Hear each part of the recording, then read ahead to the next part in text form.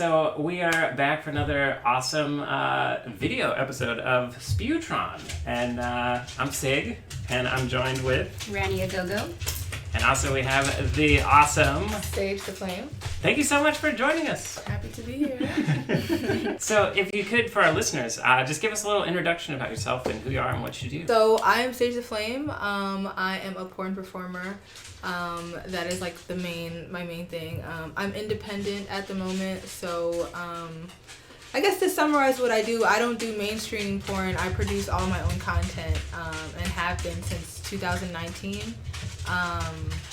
And yeah, I'm preparing, living every day, getting ready to eventually transition into sex education.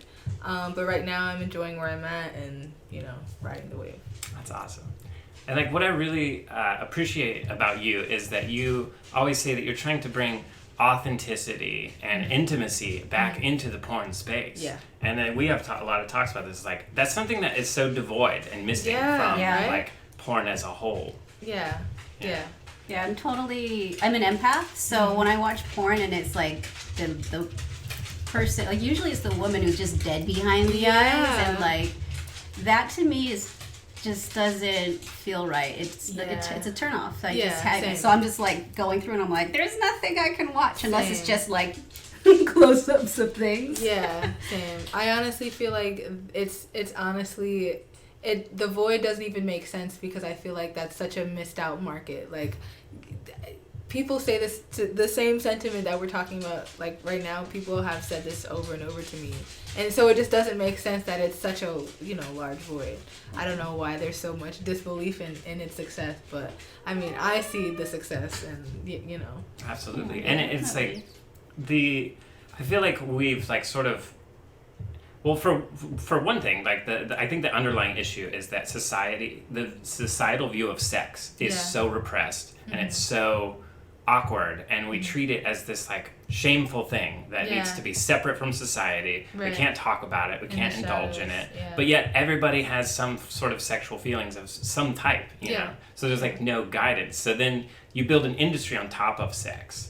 And then all the biases and all of the things that are already wrong with society are like sort of infiltrate that space, Yeah, I think I say this all the time that porn is not immune to society and all the things that all the common beliefs and all the missteps and everything. Like everything that exists in society also pours into porn and in numerous ways. And I feel like because you said sex in general is very much so in the shadows of our society, I feel like sometimes those problems get exacerbated in ways that have largely gone unchecked and may continue to go unchecked. But I mean I feel like now things are starting to change for the better, but there's definitely a lot of parallels, I would say.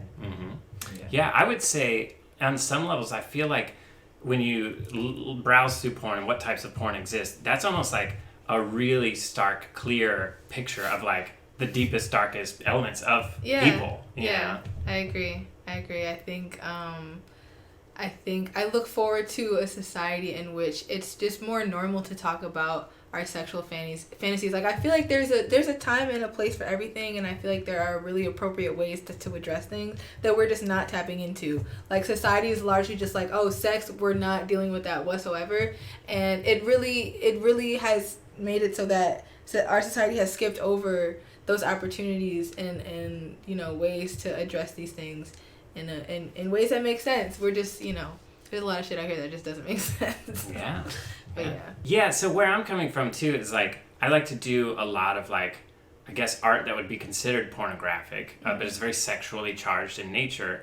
And I have an issue of like there's no space for me to even exist in an artistic sphere online. Yeah. All of these platforms that are like built on the community standards of their founders. They don't allow for spaces like Facebook. There's zero, All of our stuff has been getting taken down, and it's not even that bad. It's like cleavage or I think one video I was wearing pasties, and it's just that's been taken down, demonetizing things, and it's just getting worse. Like today compared to 5 years ago, it's exponentially worse. Yeah, it's honestly really tiring. I mean, I have friends who, whether they do porn or they don't, or you know, whether they just like to express themselves sexually, like they run into the same problem, and it's honestly really annoying. And I feel you that, because I remember when Tumblr like banned sexual content, and like their platform just went completely south. Like there so many, like they used to be such this wonderful platform, and now like. So I say that to say that I feel like if there was just one space that we could exist, I feel like it would really do well. Like absolutely. And I feel like I feel like there's a way for us to have, like, why can't we have nice things? Yeah, right. Why can't we be like, you know, adults and fully formed human beings? Right. Like sex is literally fundamental to the creation of the human being. Yeah. So why is there this huge attempt to like cut it out of like anything? Yeah. I feel like our society has a lot of different extremes, like, you know, polarities basically. So it's like either it's like you're extremely, you know, it's extremely shut out, or like these extreme because I feel like because there's no healthy medium and there's no healthy conversation around sex, there are often like these other extremes of like over sexualization in a lot of different directions. And so I feel like it's again important for our society to try to figure out some sort of like middle ground and way for us to actually attack these problems in a healthy and sensible way. It's all about harmony. We gotta like harmonize all this shit, because there's room for everything. But we can't demonize, you know, certain aspects of us that are natural. You know.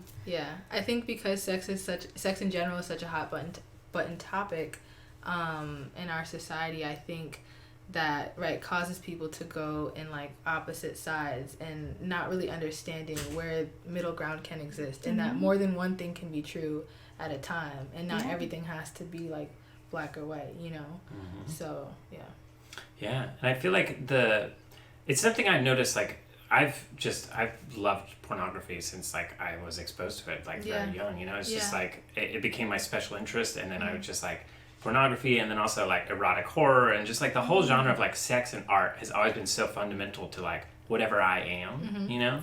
I want to say something. If sexuality wasn't so demonized, imagine how awesome porn would be today. Facts. Right? Like, because they made it so seedy, and you know, like there's no room for like real producers and directors to like jump in on it. But there was a time when it was kind of going in that direction, and they're like, no, we can't have this, we can't play this. But it's like, man, it's just like they're holding back so much potential from that scene, that's the sexual scene. You know, it's an art, it's beautiful. So that was like a great, like, coinciding with the point I was trying to make, is like I believe like the demonization and stuff and the stigmatization has really dehumanized sex workers all across the board.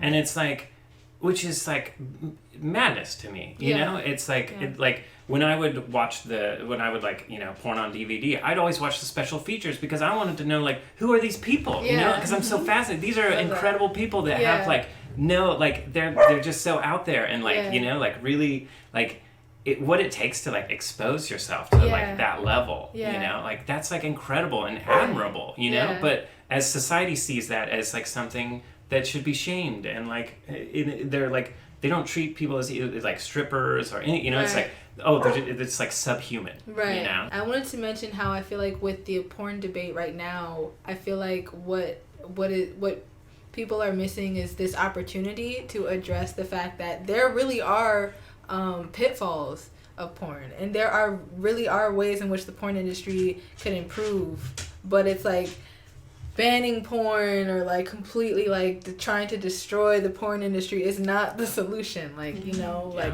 making porn illegal is not the solution to these problems that I feel like a lot of people could agree exist, but it's like, what's the solution? And obviously pushing things further into the shadows is not the solution, because like people enjoy sexual content. And also, while I agree that porn should not be the main source of like sex education, because we don't have actual sex education, it kind of is that for a lot of people.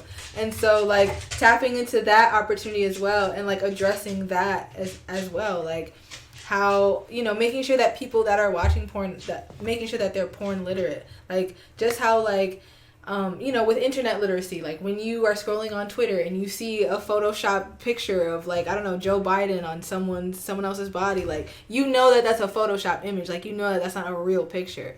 So it's like porn literacy is like understanding, how porn is constructed and like the messages and tones behind it and stuff like that, and learning how to decipher. Because at the end of the day, now that I'm a porn performer, like, I completely understand porn is literally performance art.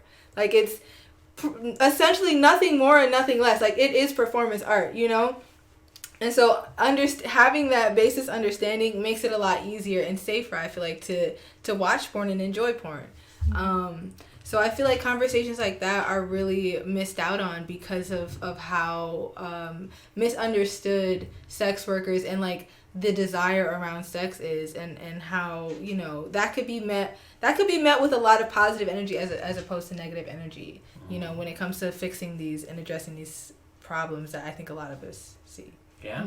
Because again, like, all across the board, again, pushing sex work into the shadows just like gives cover for people to abuse people. Facts. And and there's really no resources, and there's no like light, and there's no healthy way to like navigate these like seedy areas that shouldn't be seedy in the first place. It's just like society has just deemed it that way. I've always been like kind of a rebel and an outsider, so like industry in any sense as a whole is really like bothers me. Like, I tried to work my way up into the film industry, and then I was like, once I started getting a peek behind the curtain, I'm like, this is bullshit. Like, I don't want to play this game laid down by these people that already just exist, and the only reason why they're at the top is just because they were there first. And I feel like the more I learn about every industry, there's kind of like that's sort of the case across the board, is these people at the top always trying to abuse and keep their positions of power. Like, because I know you said, like, what's your experience with, like, sort of the mainstream, the bigger industry itself?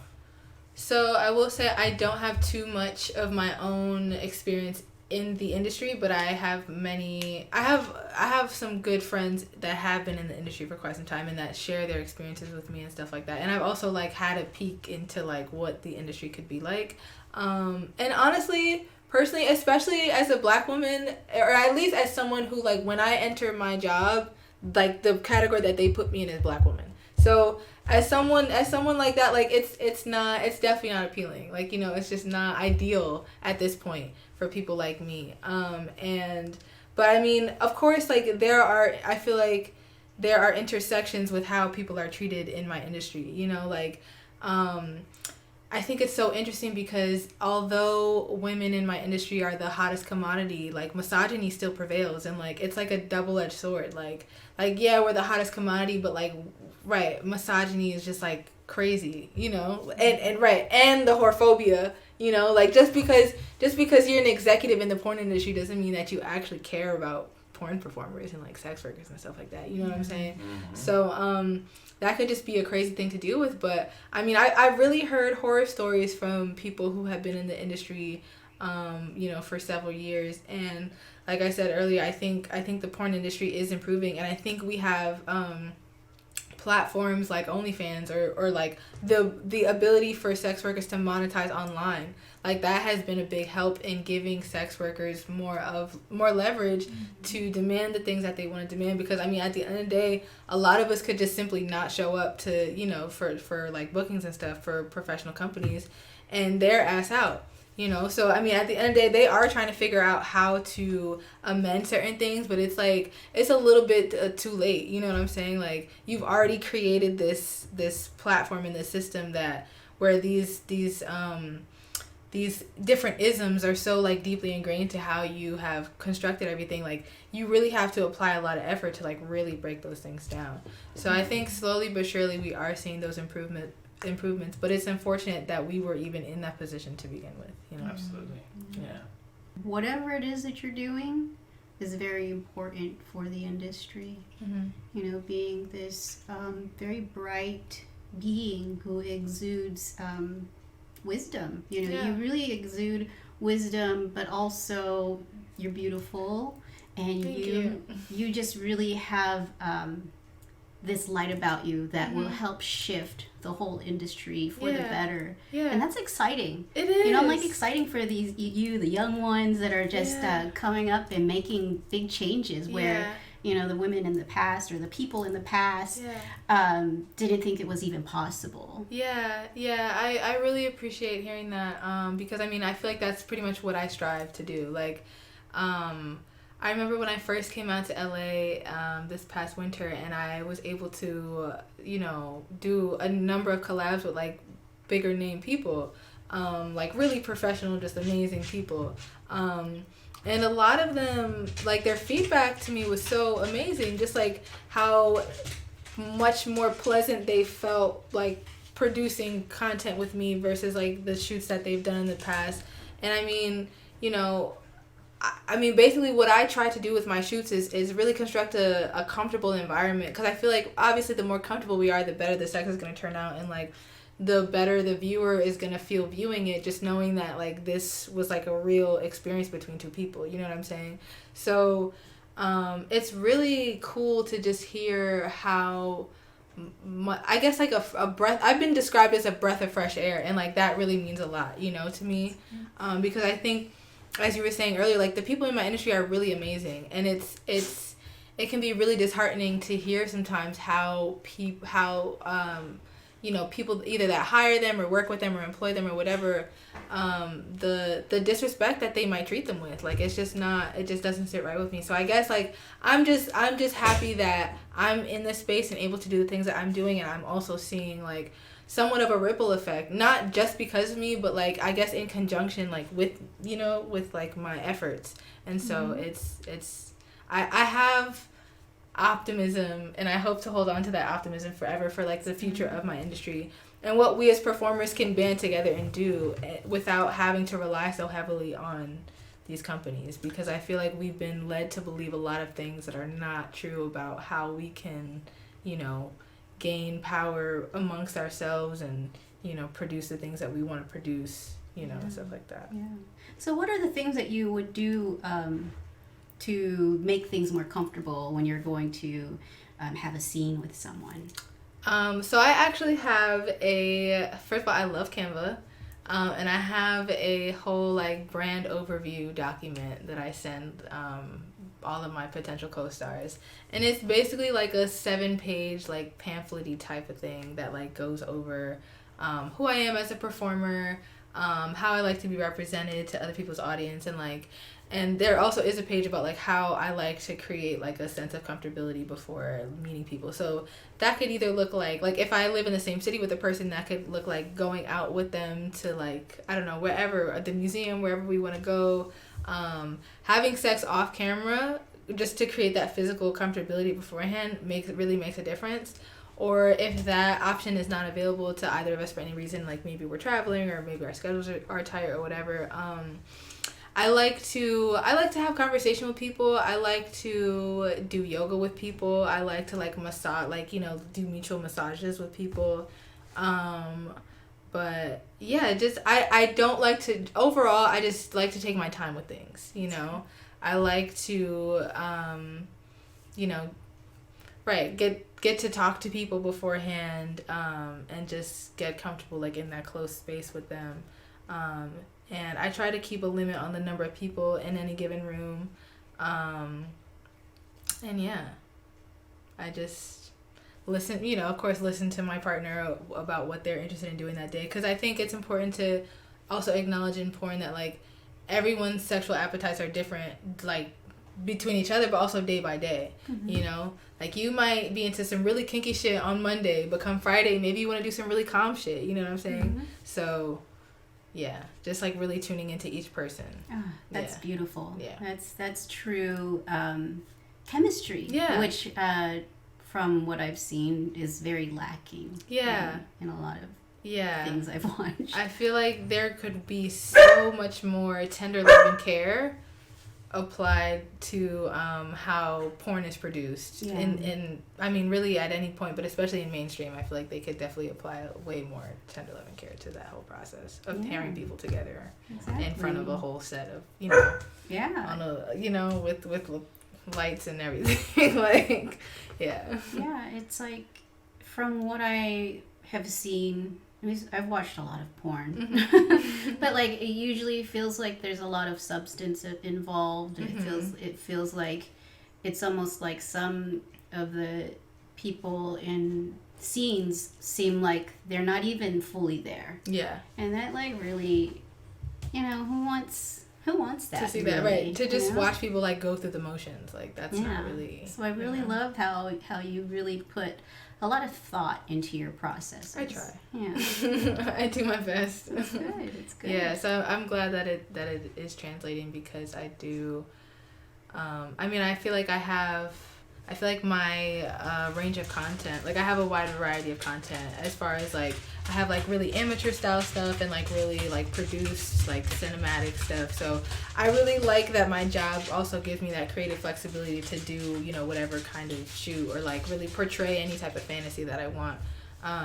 So yeah, I'm glad that it's like, translating well. That's great. Yeah. So what are your favorite types of, do you like the more amateur things, or you like it more produced, like, or is it just really depends on the individual that you're with?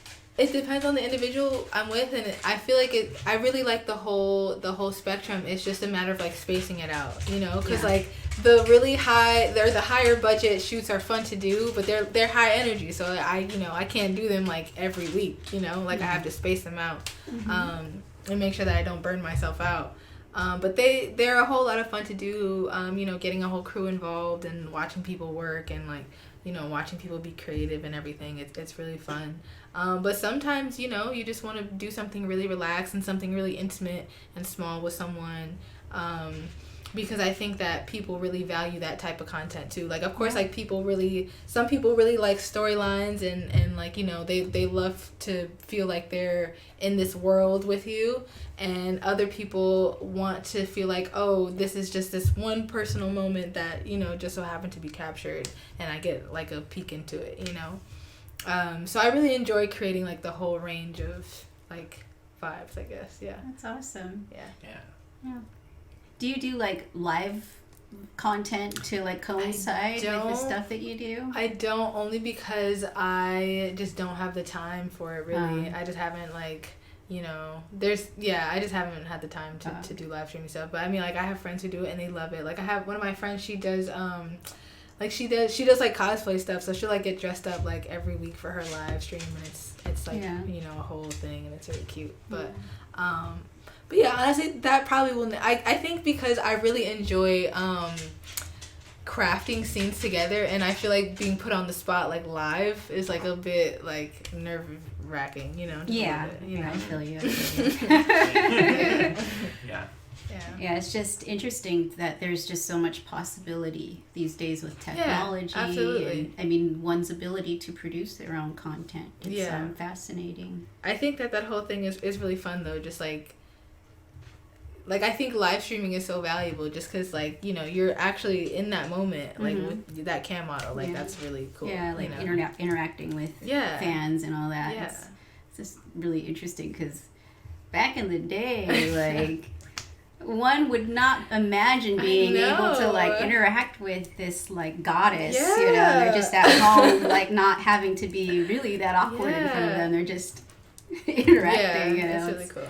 Really interesting. Yeah. So I feel like there was probably other platforms, but I think it really OnlyFans really like opened a lot of doors, and it forced a lot of conversations because it like everybody started coming up with OnlyFans, and and it was like it started to become like more normalized, and I think it has pushed the conversation in such great places.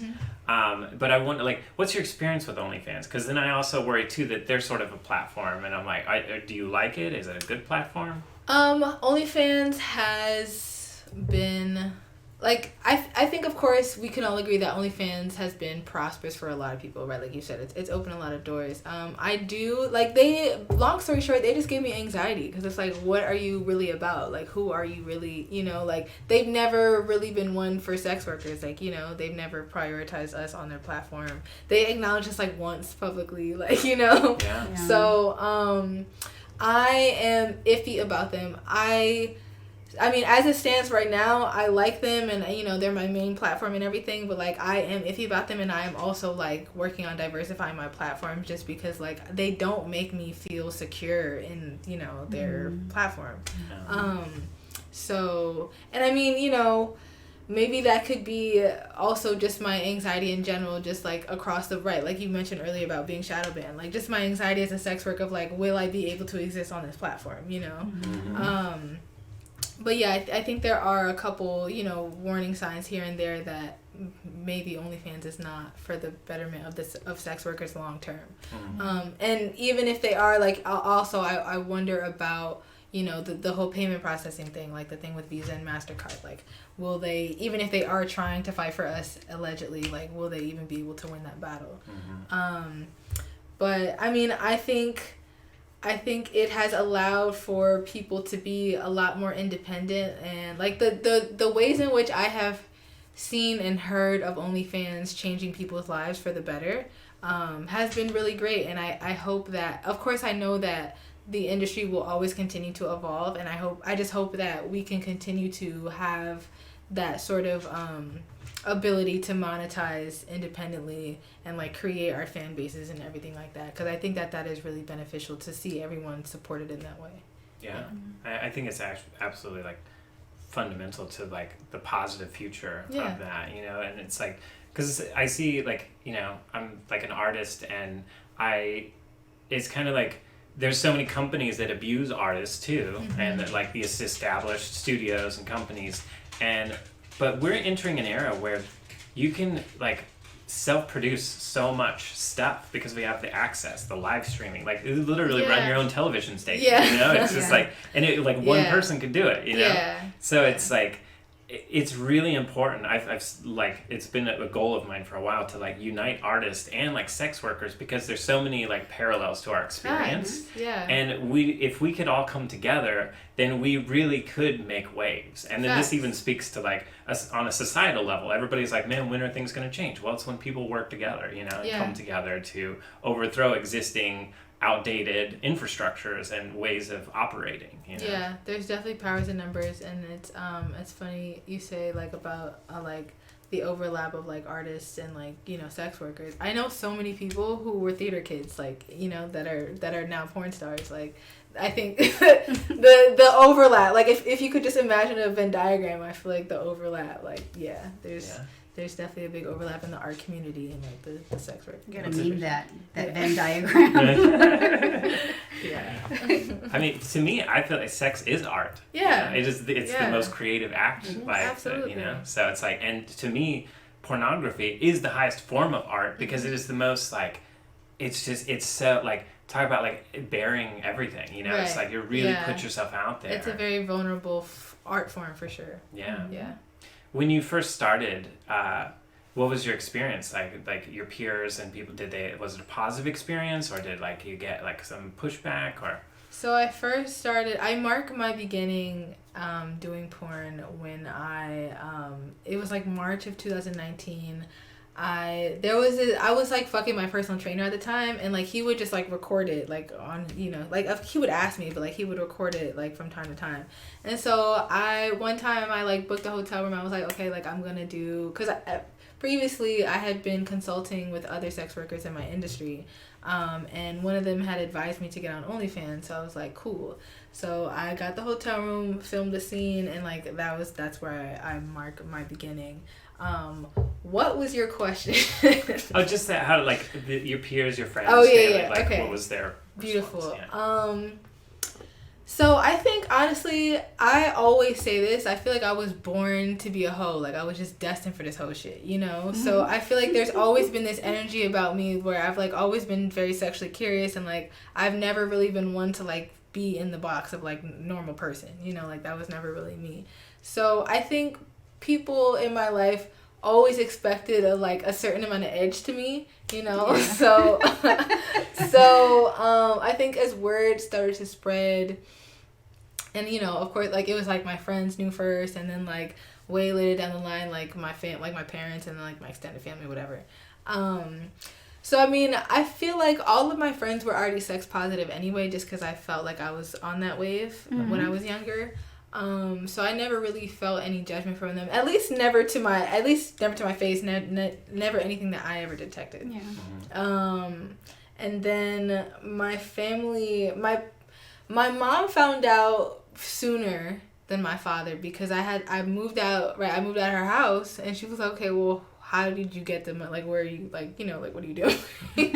So I explained to her, like, how I was making money, and I feel like she had an idea because right before that I was a stripper, like, so it's like it wasn't really like crazy, So, and then my father found out when NPR reached out to me to do an interview about OnlyFans, right, when they initially announced that they were kicking sex workers off their platform.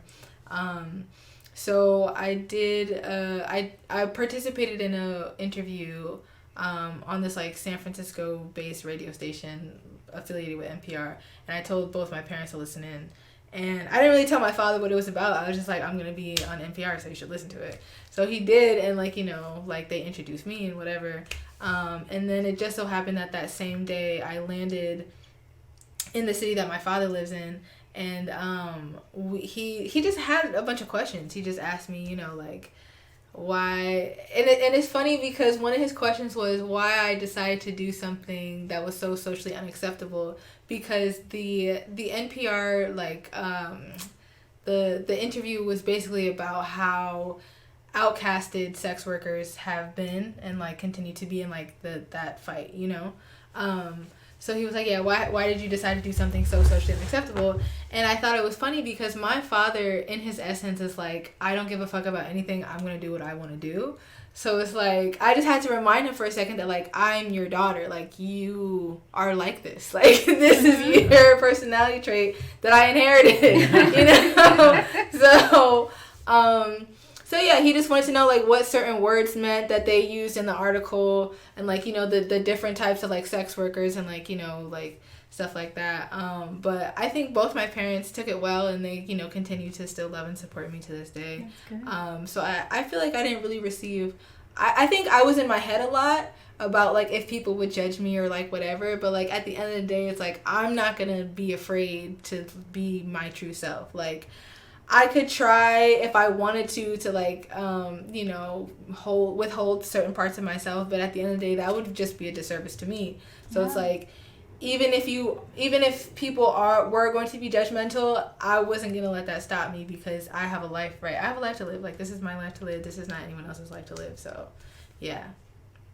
I don't really recall too much pushback, but if there was, then I don't know. I'd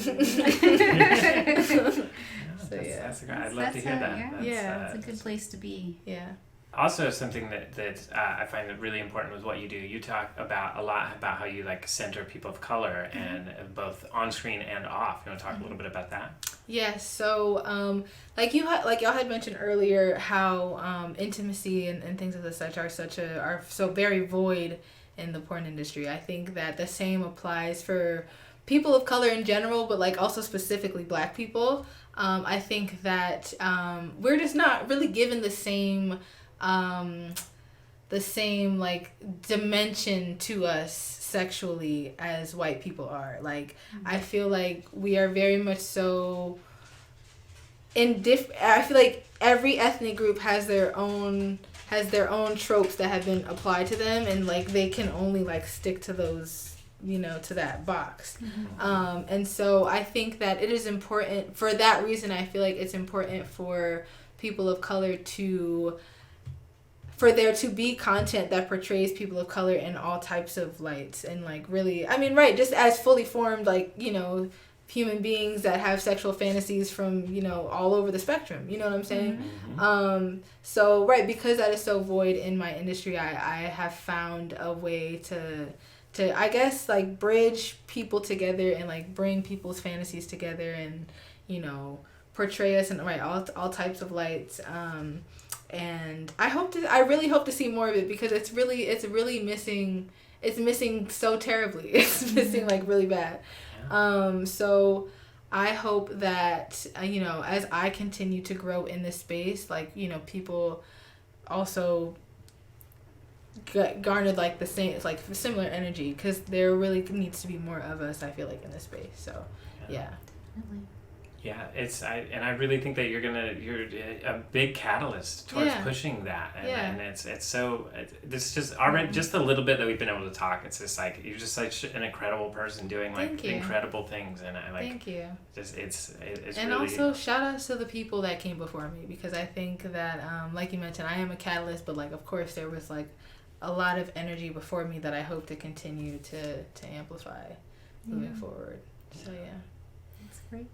Yeah, and representation, I think we're coming into an era on all levels that people are becoming very aware of other people and the lived experiences of certain groups of people.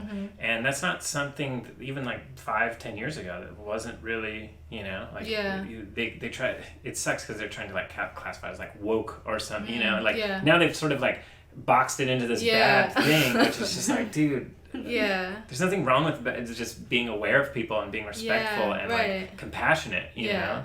And when you do, when you look through like porn and the types of porn, even how it's titled, I'm very like detail oriented. I look at all these things, and there's always an edge of like just weird to how people of color and like just any other ethnicity other than white. There's always a weird negative fetishization of like, and it's like, you're right, it's so one dimensional, and it's like I would really love to see that change, and it's like, and things and I think that that change is important in front of and behind the camera, because I think that ultimately the person who is holding the camera has a big effect on how the fantasy or how the script or whatever is portrayed, the messages that come across, what's being focused on, what's being highlighted.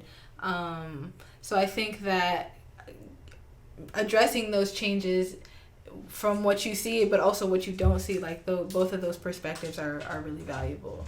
And I think to speak on what you were saying just a little bit earlier, there's like all of the entertainment industries, I feel like people are starting to like question, and we're starting to see a shift in all sorts of entertainment industries. So I think that I just hope that, I feel like the porn industry or sex industries in general are like just in the shadows of like like the bigger movie industries and stuff like that, or like other music industry and other entertainment industries. But I think all of it is making a shift for sure. And that's another thing too, just like porn as it's sort of, I mean, you can tell that there's it's like a male oriented view on how it's cut, how it's directed, how scenes play out. It's like you can almost see, it's always like there's the same format, it's just like, and it's always, and what I find fascinating too is like they never really tend to focus on the man's face. It's always cut out, and it's always so and then it's like, but then it's like that, and then it just always ends with like a cum shot on the face or something, and it's just like that's like the standard form, but it's like that's not standard sex, at but all. it's like, how is that like 90% of like what's out there is like, and then again, like people are looking to this space because the only place it's actually acceptable to see other people having sex is the porn space. So then you are like, you're absorbing this, and like young people are absorbing this, and like even subconsciously people are absorbing things and forming ideas about sex by what they see. And so that's why it's incredibly, I feel like the porn space is so important and to our being, and I that's why I like to have talks like these, because I want to do what I can to destigmatize like sex in general, and just put people in connection with themselves again. One thing that I've been experimenting with is like highlighting more of how sexy my male co-stars are, like instead of just focusing on me and how I look and like what my face looks like making it so that we both have our moments where we're like, we understand, we have established that we are sexy in conjunction, I love that. So I think removing the pedestal that the male gaze has been put on when it comes to how porn is filmed, I feel like addressing that is important, because like women watch porn too, so I feel like it's important to not even it doesn't even have to be like completely fuck the male gaze, but like add more diversity of like, you know, because sex is usually it's a more than one person experience, you know what I'm saying? So it's like if we have more than one person, like what are both of these people's perspectives like? Yeah. So I think finding equilibrium between that is really important, and I try to definitely keep that in mind when I produce content for sure. Yeah. And I think that I feel like there's like men haven't had a safe channel to like be sexy or express them, right? Like it's like and I think that leads to so much toxic masculinity and the bro mentality and all of this like hyper masculinity, because like they don't know their place, they don't know how to express themselves healthily in a sexual sense, you know? So it's like the more that we can open up the door for that too, and like make men feel sexy, so then you know, then I think that's going to heal people on a fundamental level. I agree. Yeah, I think porn could use a huge like makeover as far as just allowing for more, because I think it's so true that there is a audience for everything. Like I feel like there's a desire to see so much, and that is just not being, you know, portrayed or like given thought to, you know. And so yeah, I feel like porn could definitely use a diversity in perspectives for sure. You said everything that I would have said, so I'm like it's not just what you're saying, but you have a presence. You really do have this calming presence that I can see you going very far, and I can see you helping guide other people who have been misguided, even people who have been doing this much longer than you. Yeah. You have this healing presence about you. So it's like it's just really great and refreshing to speak with someone who is very well versed in not just the industry, but also yourself and your boundaries, because that's what it's all about. You really have boundaries. You want to do things in ways that make you comfortable. Because I feel like at the end of the day, you know, I do most of what I do, and most of like what I show the world, I mean, everything that I show the world, like it's on camera. Like I do a lot of stuff on camera, so it's like I want to make sure that I am doing things on a daily basis that, you know, allow me to be comfortable and allow me to be content in life, you know, because I have to, like, you know, I can't hide from the world, like, you know, so I feel like allowing for that level of alignment in my life is really important, for sure. So you mentioned yoga earlier. So does that come into play somewhere with what you do? Because I feel like you do have the presence of a yogi. So it's funny because for quite some time, like when I was like first transitioning out of high school, my idea was that I wanted to be a yoga instructor and a cam model. Because I knew that, like, at the time, like, I knew that yoga instructors didn't make that much money. So I'm like, okay, I also, like, am going to want to do this as well. So I think, I guess right now I'm living my cam model dreams. And then, like, maybe later on in life I'll live out my yoga instructor dreams. Oh, that's so funny. But, yeah, I've always had the interest. Right now I'm definitely trying to stay consistent with my practice in yoga. I think, of course, yoga teaches you a lot. Like, when I was 17, I was like, oh, like, I'll become like a yoga wizard in like a year, you know, just by like going to training or whatever. But it's actually a journey, you know. So right now I'm focused on my practice, but that is something that I try to implement just in my preparation process for scenes. Like, even if I like to have a whole routine before I show up to set, you know, and that usually involves a lot of like stretching and like dancing or like really however I'm feeling that day. 'Cause, you know, some days you're just like, you just want to like sit down and like meditate or like do some calm stretches. But other days you want to have a dance party. So, you know, yeah. But I think yoga is definitely integral to my sanity as a human being. Oh, yeah. For sure. Definitely. Yeah, and just, you know, my existence. Yeah. Yeah, I recently, we got like sober about like 3 years ago from alcohol because it was like bad, you know? And so when I was able to find that clarity and really get in touch with myself, then I was able to like start unpacking all of this trauma that I wasn't even aware that I had. And a big part of my process too was like I call it roksha. I don't know why that word just came to me, but like it's like just close my eyes and like in the nude and just move my body and let my body move how it wants to move. Like intuitive motion. Yeah. Because your body knows how it needs to move to heal, and like and when I would do this, like I would experience these intensely overwhelming emotions and like things. I would cry and I would journal at the same time. So I would take breaks from the movement to journal, and I was able to process so much stuff through the movement, and I think movement is so important, and dance too. Like dance and movement are just so incredibly fundamental to whatever we are. Yeah, I agree. I speaking back on yoga, like I remember when I used to live with my mom, we used to at least a couple times a week practice yoga, like in the early afternoon together. And I always thought it was interesting because I noticed that I have a lot more of an ability to move intuitively than she does. Like she will often ask me, like, you know, like, or if there's a moment in the, because we'll follow like a YouTube video for yoga, and like if there was a moment where the instructor would be like, you know, just do whatever feels good, like she would often be like, okay, well, like what do I do? And it would be really interesting, like seeing her work through that over time, and like how that like got better over time. Like I didn't even say anything about it, but like until like, you know, I was like, wow, like you have like gotten better at this, and like you feel more comfortable in your body, and I think that that's really dope.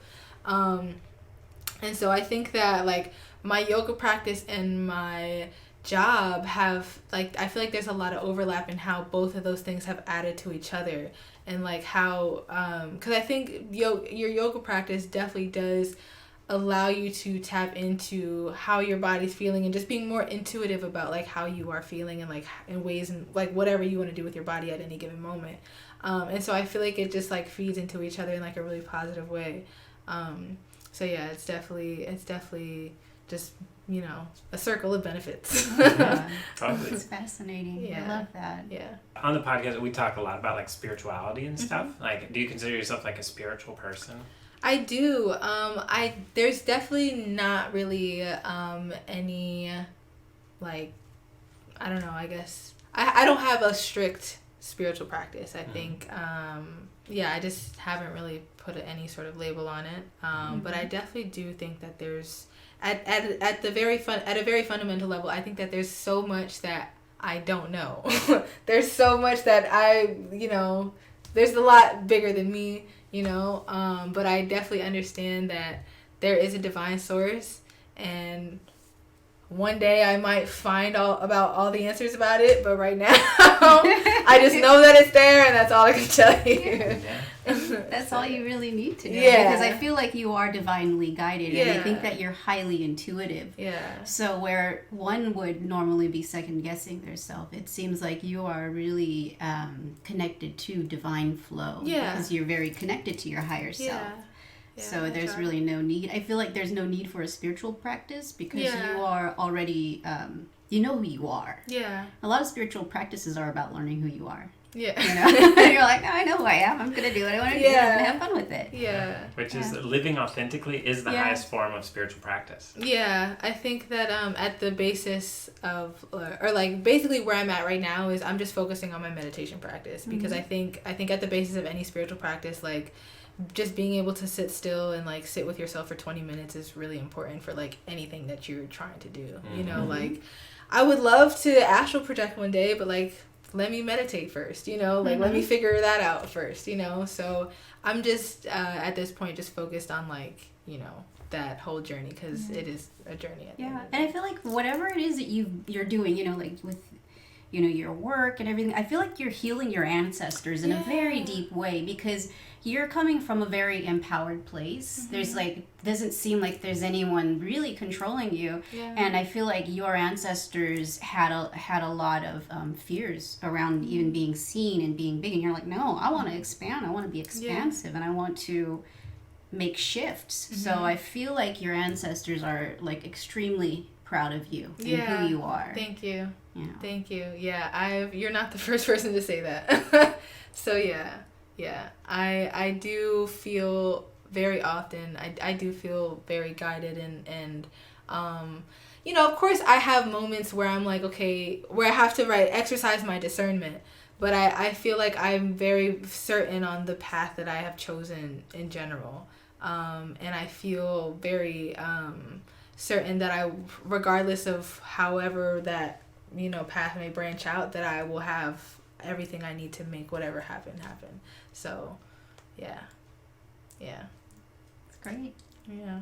What was your journey like? Because mine was coming to the conclusion that I was non-binary. It was a long process that it just recently sort of started making sense to me. Also, the term existed, and it didn't when I was younger, and I had experienced a lot of trauma trying to find myself and express myself, because I grew up in the Midwest and really conservative place that didn't allow me to express myself, so I'm finally coming to that point where I'm like understanding and learning. And what was your process like with that? Well, I knew that I was sexually fluid from a very young age. Like ever since I was I remember I was 8. I was like in the 3rd grade, and there was this girl in my class, and I was like, I think I like her. Like I think I have a crush. Like I always want to be next to her. Like I like her a lot more than my other friends. Like she's special for some reason. And then, do you guys remember Tila Tequila's Love Show on VH1?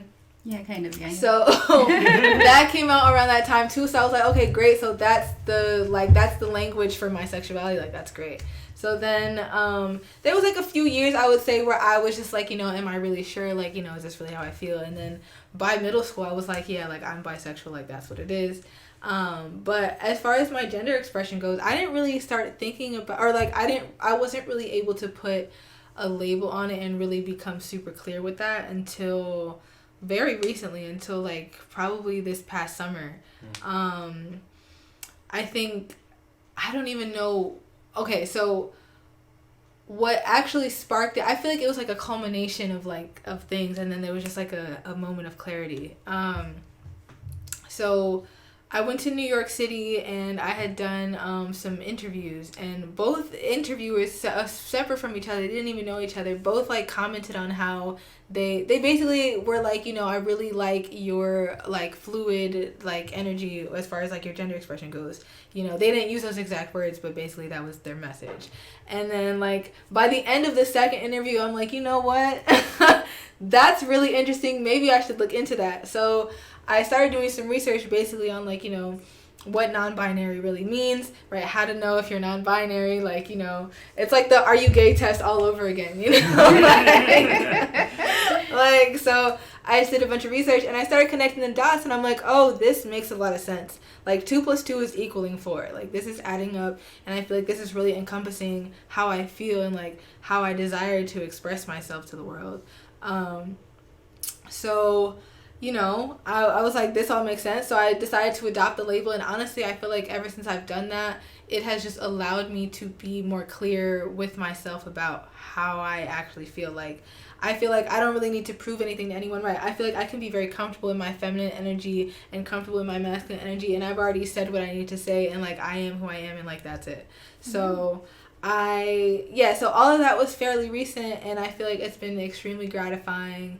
But also I feel like, to maybe speak to your experience, I feel like as someone, right, as an AFAB person, like I feel like we are allowed more gender expression than AMAB people are, because I guess like toxic masculinity, I don't know, but it's like so I think for that reason, like AFAB people are given more freedom to explore their sexuality and explore their gender expression, but yeah, I will say it was really other people that were like, yeah, you should check that out, and and I did, and it all added up. So that acronym, does that stand for assigned female at birth and then assigned male at birth?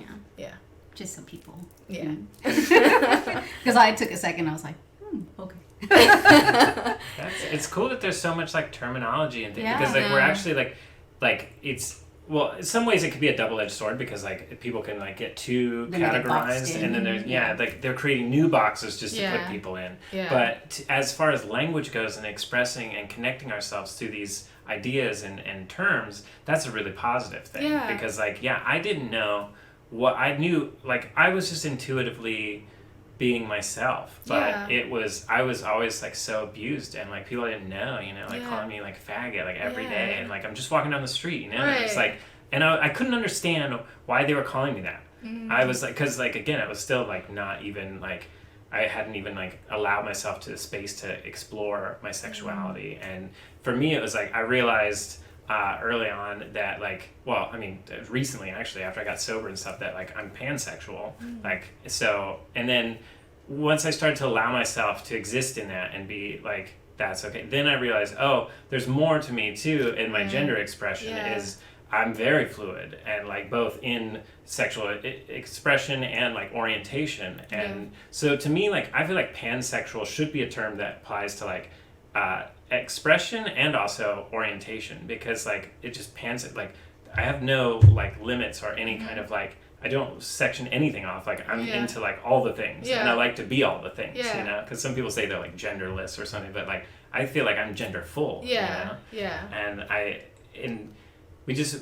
really like, the young people get this, but it's like anybody that's like my age or older seem to like have a hard time grasping it, because like when I came out as like non-binary, I had lost, like, this is an exaggeration, like 40,000 followers on my Instagram. Wow.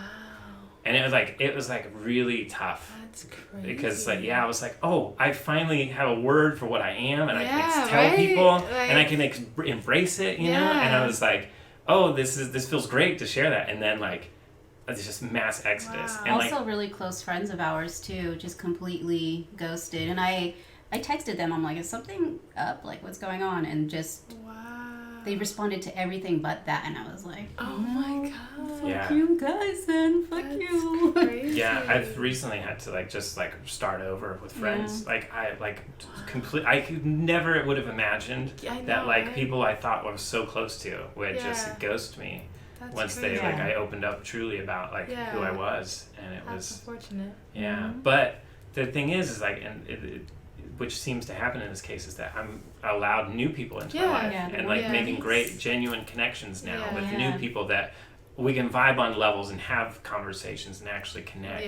Whereas like I don't, like if they were just gonna ghost me, there's no way I could even be myself around them. So it's okay, you know. It's like I've come to terms with it. But it was like, it was dark for a while. It was. People, I was already fragile. Like friendships that we've had for over 10 years, and I was so like, first I was pissed. I was like, how dare they? But then at this point, I'm just like, you know, it was just not meant to be a friendship. Because that's a weird friend to have. That's just that's something that very bizarre. Yeah, I feel that. But I mean, at the end of the day, right, being your true self allows for more alignment in your life for people who, you know, right, align with you being your most authentic self. And it's interesting too, like, because I like to have conversations about like gender expression and stuff too, because like I realize the people that did stick around, there's a lot of people that are trying to figure this out too. So the more that we can all have conversations about it, it helps other people, you know, because like there's a huge imposter syndrome when it comes to this stuff. Because like you're like, when you're like, oh, maybe I'm gay, and you're like, but am I? You know, I don't know, or you know, and then it's just like you just like question yourself, because we're all trying to like make sense of ourselves in this society that doesn't allow for those things for whatever reason. So it's like, I honestly like, I don't believe that like heterosexual. I don't think that's like the default setting of human beings. I think most people are kind of gay. There's Come a on. spectrum of all of that, and I know that most people are kind of. You know? Everybody's a little gay. It's like, and that's okay. Yeah, like honestly, like if people were to allow themselves the honesty, the right person at the right time, the right circumstances, they would probably be open to a sexual experience with someone of the same sex, or you know, like anywhere on the spectrum. But most people can't admit that to themselves because of the conditioning that society has literally like violently instilled in us. Yeah, it is wild. It is wild, but it's interesting that you mentioned like the thing about, you know, people sharing the same experience, because I remember when I started sharing like, you know, my realization moment on Instagram, like I was not expecting so many people to be like, oh my god, same, let me know when you find out more. Like there are so many people who are sharing that, you know, that journey within themselves that like we don't even know about. So I think it is important for people to, or it's helpful for people to share their stories because right, I guess you never really know like who else could extract so much clarity from your own story. Yeah. You know. And it's we really don't feel alone when we hear other people. Yeah. And with as many people that did leave, you get some very heartfelt comments and messages from people thanking you. So you know, all you can do is be your truest self and allow everyone else to process things the way they want to process it. You know, it's not really up to us to hold on to any relationships, really. Yeah, I agree.